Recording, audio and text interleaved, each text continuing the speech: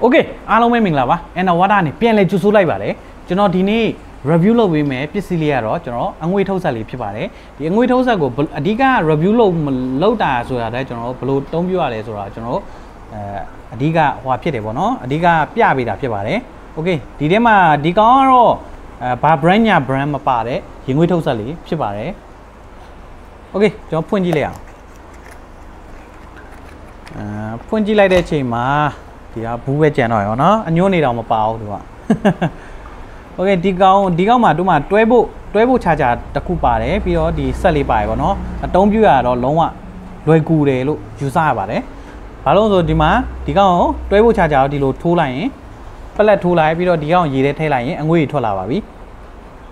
โอเคတစ်ချက်စမ်းပြမယ်ပေါ့နော်ဒီချက်ပြပါအောင်ရော့ဝါတော့ရင်ငွေထုတ်ဆက်ဆိုတော့ကျွန်တော်ရေလေးနဲ့စမ်းပြမှအဆင်ပြေမယ်ပေါ့နော်โอเคရโอเคသူကပလက်ပေါက်ထိုးလိုက်ရင်တော့ကျွန်တော်တို့အဓိကအချက်ကဒီကောက်မှာ